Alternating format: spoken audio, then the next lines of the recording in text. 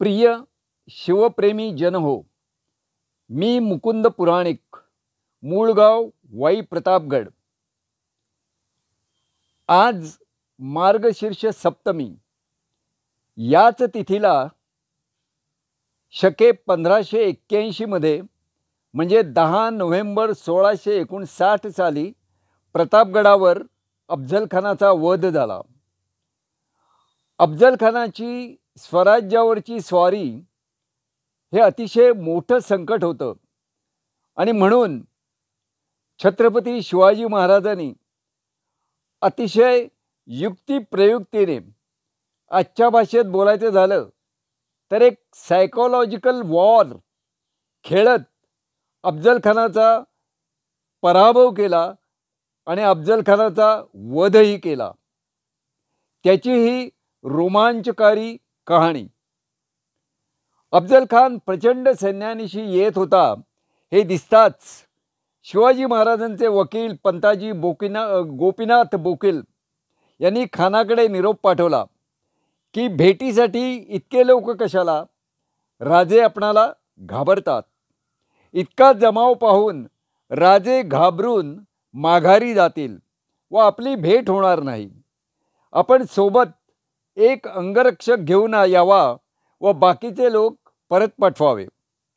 खानाला हे पटले व तो पालखीसोबत 2 हुद्देकरवी सशस्त्र कृष्णाजी पंत त्यांचे वकील व बरोबर सय्यद बंडा नावाचा पटाईत सरदार घेऊन प्रतापगडाच्या पायथ्याशी पोचला. खान सदरेजवळ येतोय हे शिवरायांना वरून दिसत होते. खानाच्या मनात दगा आहे हे शिवराय जाणून होते. त्यांनी तसा सर्वांना सावधगिरीचा इशाराही दिला होता आणि म्हणून छत्रपती शिवरायांनी सुद्धा मनोमन निश्चय केला होता की खानाला येथून जिवंत पाठवणे नाही. प्रतापगडच्या पलीकडे नेताजी पालकर व मोरोपंत पिंगळे हे सैन्य घेऊन सज्ज होते. तोफेचा आवाज होताच हे खानावर तुटून पडणार होते. संदर्भ कृष्णाजी अनंत सभासद बखर. गडाच्या भोवती रानभर मावळे पेरले होते. सदरेच्या बाहेर एक रणशिंग ठेवून मावळा उभा केला होता. भेट घडताना माझे काहीही होऊ दे, पण तू शिंग वाजवून सैन्यास इशारा दे, असं शिवरायांनी त्याला सूचना केली होती. शिंगवाल्याचा इशारा होताच गडावरील तोफ डागावी व तोफेच्या इशाऱ्याने सैन्याने शत्रूवर तुटून पडावे अशी ती योजना होती. अफजलखान सदरेजवळ येताच शामियाना पाहून थक्क झाला. खानाने राजांना लवकर भेटाव्यास या असा निरोप पाठवला. राजे गड उतरून आलेच होते. राजेंच्या सोबत विश्वासू जिवा महाला याचे उपनाव सकपाळ, जावळी प्रांतात मौजे कोंडवली येथे राहणारे जिवा महाले असं होतं. तर खानासोबत त्याचा अंगरक्षक सय्यद बंडा उभा होता. मनासारखे सर्व जुळून आले होते. जिवा महाला व संभाजी कावजी राजेंसमोर शामियानाच्या दिशेने निघाले. शिवाजी महाराज शामियाना जवळ येताच त्यांनी सय्यद बंडाला दूर करा, आम्हाला त्याची भीती वाटते. खानाने हसत हसत त्याला दूर केला व खान मनात खुश होता की माझ्या अंगरक्षकाला शिवाजी इतका घाबरला तर मला किती घाबरला असेल. खान गुरमीत शिवाजी राजांकडे पाहत होता. खान म्हणाला, हाच का तो शिवाजी? तेव्हा राजेंनीही हा खानच असल्याची खात्री करून घेतली. खानाने राजियांची मुंडी कवटाळून बगलेखाली धरली त्यांच्या पहिल्या मिठीत. संदर्भ सभासद बखर व शिवदिग्विजय. राजांना थोडे घेरी आल्यासारखे वाटले. यावेळी राजेंच्या मनात रामदास स्वामींची आठवण झाली. महाराजांचे मन जरा ठिकाणावर येते न येते इतक्यात खानाच्या कमरेत भली मोठी जमदाड होती. तिथे म्यान टाकून खानाने ती राजियाच्या कुशीत चालवली. पण राजियांच्या अंगावर जरीची कुर्ती होती, त्यावरती खरखरली, अंगास लागली नाही.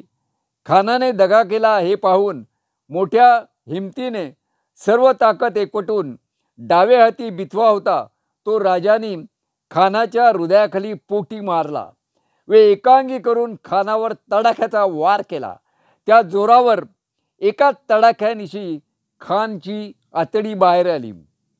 संदर्भ हनुमंत स्वामींची बखर व रायगडची बखर.